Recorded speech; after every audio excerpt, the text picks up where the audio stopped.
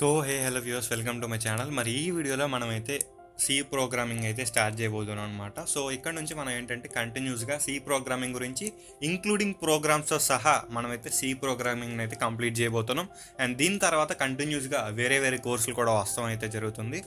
So ఎక్కడ ఆగకుండా ఈ సిరీస్ ఏదైతే ఉందో దీని అయితే కంప్లీట్ అయితే చేయండి. అండ్ మీకు వచ్చేసి కాన్సెప్ట్ వైజ్ క్లియర్గా అయితే ఎక్స్ప్లెయిన్ చేయబోతున్నా. సో ఎటువంటి బాధ అయితే లేదు మీకు. సో క్లియర్గా చూడండి అండ్ అర్థం చేసుకోండి. మీకు ఏదైనా డౌట్స్ ఉన్నా, ఇంప్రూవ్మెంట్స్ ఉన్నా కింద కామెంట్ చేయండి. వాటిని సరి చేసుకుంటూ రిమైనింగ్ వీడియోస్ అనేవి అయితే వస్తాయి. సో ఫస్ట్ వచ్చేసి అసలు మనం లాంగ్వేజ్ అంటే ఏంటో చూద్దాం. సో లాంగ్వేజ్ అనేది చెప్పకపోయే ముందు మీరు కనుక మన ఛానల్ ఫస్ట్ టైం చూస్తుంటే డెఫినెట్గా సబ్స్క్రైబ్ చేసుకోండి, ఎందుకంటే కంటిన్యూస్గా వీడియోస్ వస్తాయి కాబట్టి. అండ్ నేను ఇక్కడ వచ్చేసి ఒక 2 టర్మ్స్ని అయితే ముందు చెప్పబోతున్నా. మిగిలిన వాళ్ళు చెప్పొచ్చు, చెప్పకపోవచ్చు, ఎందుకంటే కొన్ని కాలేజ్ సిలబస్లో ఈ 2 టర్మ్స్ అనేవి అయితే ఉంటాయన్నమాట. ఫస్ట్ వచ్చేసి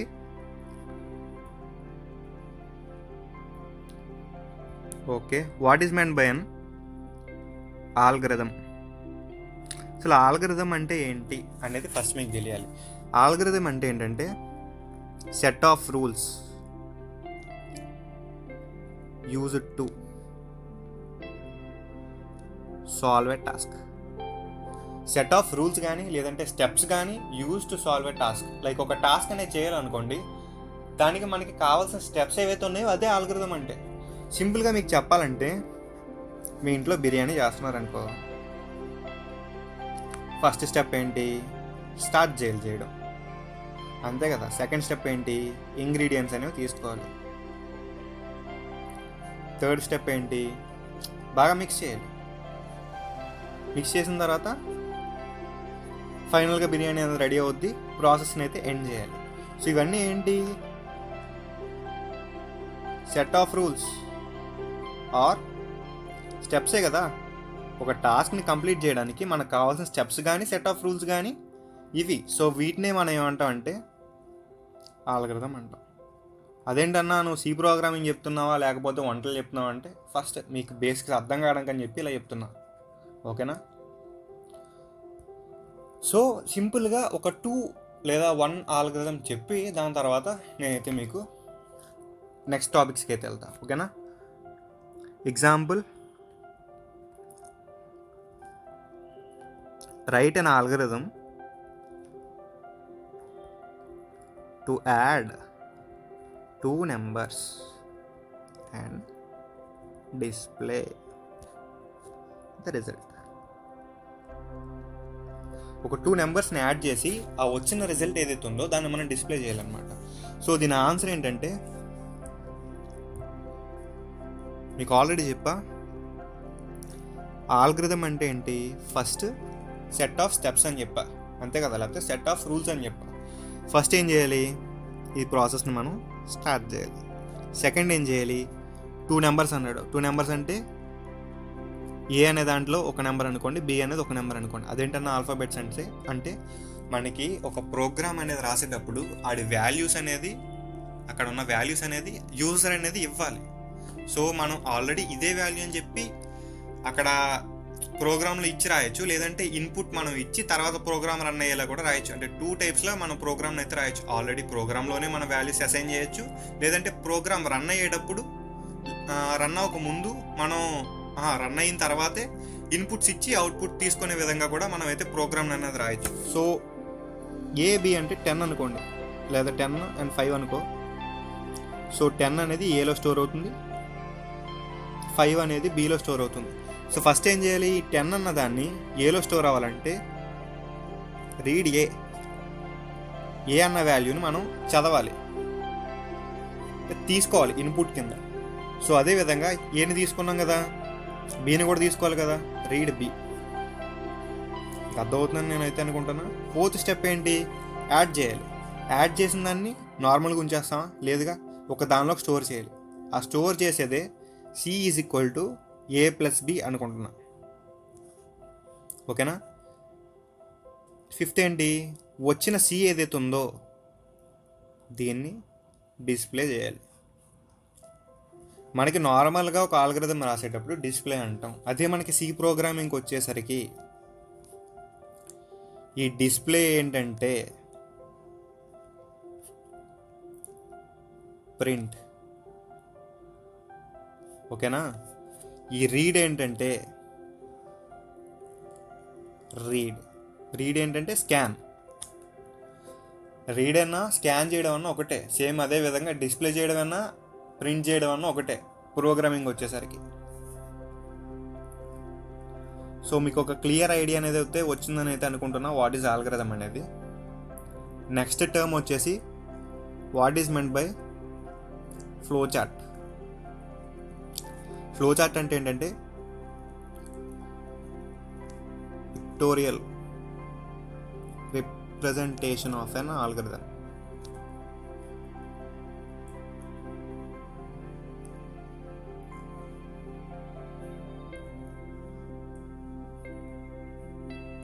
ఒక ఆల్గరిథంని పిక్టోరియల్ ఫామ్లో రిప్రజెంట్ చేయడాన్ని మనం ఫ్లో చార్ట్ అంటాం. ఆల్రెడీ మీరు చిన్నప్పుడు చాలా ఫ్లో చార్ట్లు గీసే ఉంటారు.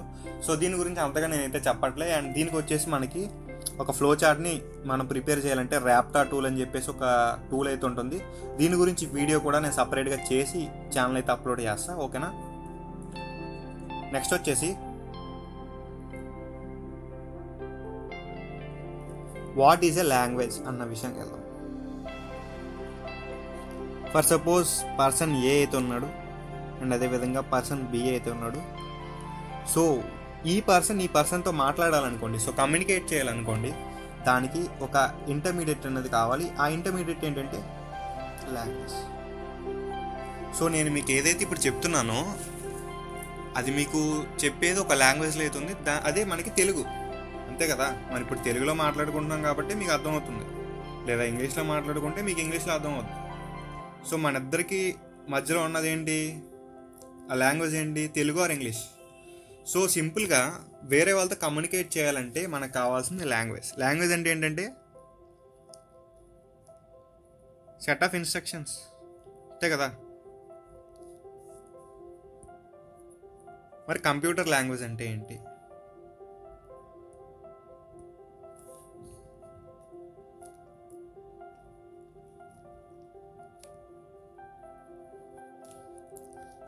కంప్యూటర్ లాంగ్వేజ్ అంటే ప్రీడిఫైన్డ్ సాఫ్ట్వేర్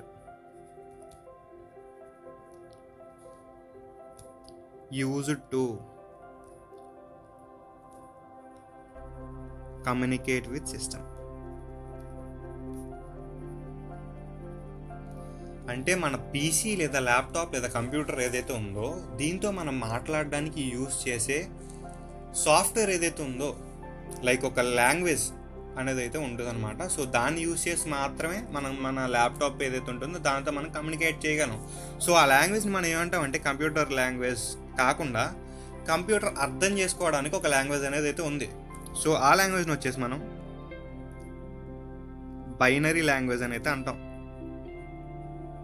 సో కంప్యూటర్కి మనం ఇచ్చే ఇన్స్ట్రక్షన్స్ ఏవైతే ఉంటాయో అవి వచ్చేసి మనం ఏబిసిడీలోనూ మనం చెప్పే మాటలు వస్తే దానికైతే అర్థం కాదనమాట. సో కంప్యూటర్ అనేది only it can store in binary language. Binary అంటే ఏంటంటే మీనింగ్ 2, అంటే మనం రాసే ప్రోగ్రామ్ అంతా కూడా 0s and 1s అయితే స్టోర్ అయితే అవుతుంది. ఫర్ సపోజ్ నేను ఇప్పుడు సాయి అని చెప్పి రాశాను అనుకోండి, దాంట్లో సాయి అని చెప్పి స్టోర్ అవుతుంది కంప్యూటర్లో. మీకు 01, 01, 11, 00 ఇలా సమ్ వాల్యూ అనేది కంప్యూటర్లో స్టోర్ అవుతుంది. దీన్ని మనం ఏమంటామంటే బైనరీ లాంగ్వేజ్ అని అయితే అంటాం అనమాట. దీన్నే మనం మెషిన్ లాంగ్వేజ్ అని కూడా అనొచ్చు. I hope you get the point, ఓకేనా. సో నెక్స్ట్ వచ్చేసి మనం ఒక కంప్యూటర్తో కమ్యూనికేట్ చేయాలనుకోండి. ఫస్ట్ మనం కమ్యూనికేట్ చేయాలంటే మనకు ఒక హై లెవెల్ లాంగ్వేజ్ అనేది వచ్చి ఉండాలి. హై లెవెల్ లాంగ్వేజ్ అంటే సి కానీ, C++ కానీ, పైథాన్ కానీ, జావా కానీ అండ్ సో అని ఇంకా చాలా అయితే ఉన్నాయి. వీటిలో ఏదో ఒక ప్రోగ్రామింగ్ లాంగ్వేజ్ అనేది అయితే మనకైతే వచ్చి ఉండాలి. సో వచ్చిన లాంగ్వేజ్లో మనం ఫస్ట్ ఒక ప్రోగ్రామ్ని అయితే రాయాలి. ప్రోగ్రామ్ అంటే nothing but set of rules to perform a task. Same algorithm అన్న ప్రోగ్రామ్ అన్న ఒకటే. మనం ఒక ప్రోగ్రామ్ రాయాలంటే మనకు కావాల్సింది ఆల్గరిథం, ఓకేనా. సో వచ్చిన ఈ ప్రోగ్రామ్ని మనం బైనరీ కోడ్లోకి కన్వర్ట్ చేయాలి. బైనరీ కోడ్లోకి కన్వర్ట్ చేయాలంటే మనకు ఒక ఇంటర్మీడియట్ అనేది కావాలి. దీని పేరు వచ్చేసి మనం కంపైలర్ అంటాం. సో ఈ బైనరీ కోడ్ ఏదైతే ఉందో ఇది మనకి మన పీసీ ఏదైతే ఉందో ఆ బైనరీ కోడ్ని తీసుకుంటుంది. మన పీసీ తీసుకుంటుంది కాబట్టి దాన్ని ఏమంటాం మనం, ఇన్పుట్ అంటాం. తీసుకుని ఆ డేటా మనం ఇచ్చిన టాస్క్ ఏదైతే ఉందో ఆ టాస్క్ని పర్ఫామ్ చేసి మనకి ఒక అవుట్పుట్ని అయితే ఇస్తుంది. ఓకేనా? For suppose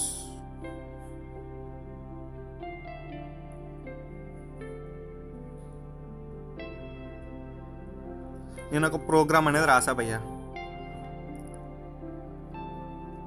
hash include studio.h int main int a equal to 5 b equal to 10 c equal to a plus b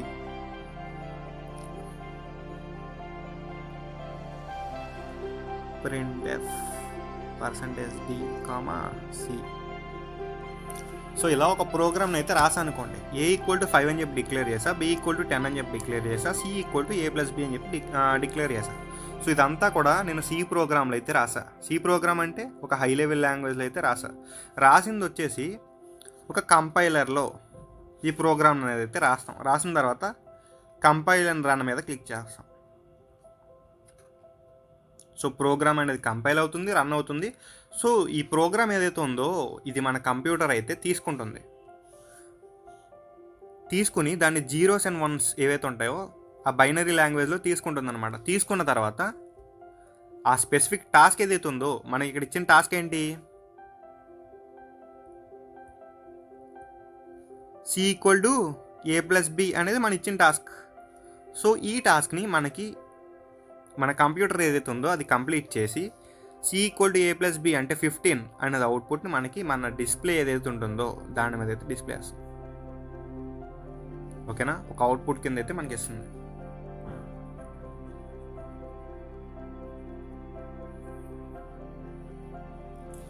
so ఇప్పుడు వచ్చేసి మనం అయితే ఇంట్రడక్షన్ టు సి ప్రోగ్రామింగ్ అయితే చూద్దాం. సో సి ప్రోగ్రామింగ్ అనే దాన్ని మనకి డెన్నిస్ రిచే అన్న సైంటిస్ట్ బెల్ ల్యాబొరేటరీస్లో 1972 అన్న ఇయర్లో అయితే మనకి కనిపెట్టడం అయితే జరిగింది. సో 1972 అంటే సి ప్రోగ్రామింగ్ రాకముందు మనకి బి లాంగ్వేజ్ అనేది ఇంకొక ప్రోగ్రామ్ లాంగ్వేజ్ అయితే ఉండేది. దాని సక్సెసరే, దానికి ఎడిషనే మనకి సి లాంగ్వేజ్ అనమాట.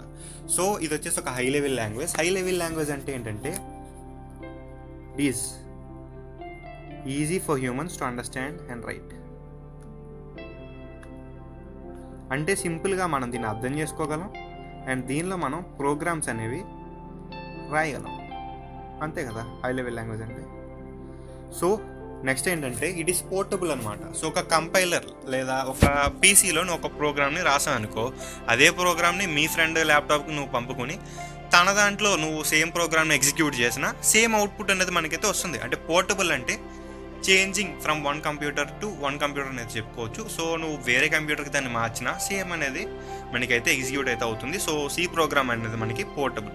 అండ్ ఫోర్త్ స్టెప్ ఏంటంటే స్ట్రక్చర్ ఓరియంటెడ్ అనమాట. సో మనం రాసే ప్రతి లెటర్ టు లెటర్ లేదంటే లైన్ టు లైన్కి మనకు ఒక స్పెసిఫిక్ స్ట్రక్చర్ అనేది అయితే ఉంటుంది మనకి ప్రోగ్రామ్ రాయడానికి. సో ఆ స్ట్రక్చర్ ఫార్మాట్లో మనకి ప్రోగ్రామింగ్ లాంగ్వేజ్ వెళ్తుంది కాబట్టి దీన్ని మనం ఏమంటాం అంటే స్ట్రక్చర్ ఓరియంటెడ్ అని అయితే అంటాం. అండ్ ఫిఫ్త్ పాయింట్ ఏంటంటే జనరల్ పర్పస్. సో ఇదే ప్రోగ్రామింగ్ లాంగ్వేజ్ని నువ్వు సింపుల్గా జనరల్ పర్పస్కి లైక్ ఎడిషన్లకి యూస్ చేయొచ్చు, లైక్ అర్థమెటిక్ లాజిక్స్ అంటాం, మీకు తెలిసి ఉండొచ్చు.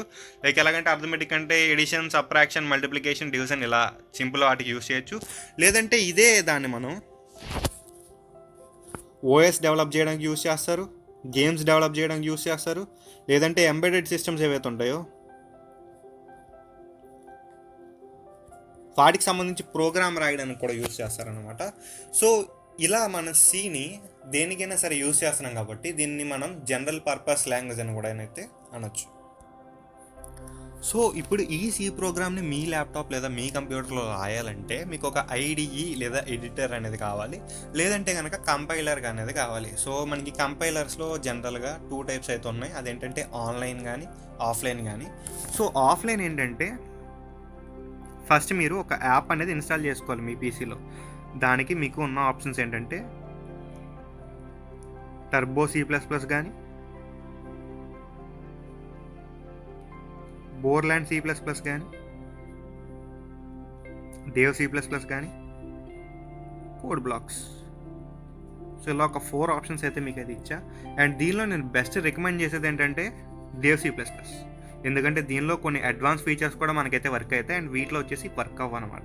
సో జనరల్గా మీరు ఖచ్చితంగా దేవ్ C++ని అయితే ఇన్స్టాల్ అయితే చేసుకోండి. మీకు యూట్యూబ్లో చాలా వీడియోస్ అయితే ఉంటాయి హౌ టు ఇన్స్టాల్ అని చెప్పేసి. లేదన్నా ఇవన్నీ నేను పడలేను అంటారా, ఆన్లైన్ సింపుల్గా మీ క్రోమ్ బ్రౌజర్ని అయితే ఓపెన్ చేయండి. మీ ల్యాప్టాప్లో ఆన్లైన్ జీడీబీ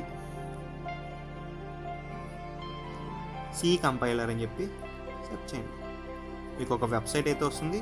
ఇక్కడ కూడా మీరు ప్రోగ్రామ్ని రాసి ఎగ్జిక్యూట్ అనేది అయితే చేయొచ్చు. సో ఈ 2 వాటిని నేనైతే రికమెండ్ చేస్తాను. మోస్ట్ ప్రాబబ్లీ దేవ్ C++ ఎక్కించుకోండి, ఎందుకంటే మనకి ఆన్లైన్ కంపైలర్ కన్నా ఆఫ్లైన్ కంపైలరే కొంచెం ఎగ్జాక్ట్గా అయితే వర్క్ అయితే అవుతుంది నేను టెస్ట్ చేసిన దాన్ని బట్టి. సో ఇది మన సి ప్రోగ్రామ్ యొక్క ఇంట్రడక్షన్ అయితే. నెక్స్ట్ వీడియోస్ నుండి ఇంకా క్లారిటీగా మీకు టాపిక్స్ అనేది చెప్పబోతున్నా. సో మీకు ఎక్కడ డౌట్స్ ఉన్నా సరే కామెంట్ సెక్షన్లో అయితే కామెంట్ చేయండి. సో దాని ద్వారా మేము కూడా తెలుసుకుంటాం అండ్ మీకు కూడా చెప్పడం అనేది జరుగుతుంది, లైక్ కవర్ చేయడం అయితే జరుగుతుంది నెక్స్ట్ వీడియోస్లో. So till then good bye, thank you.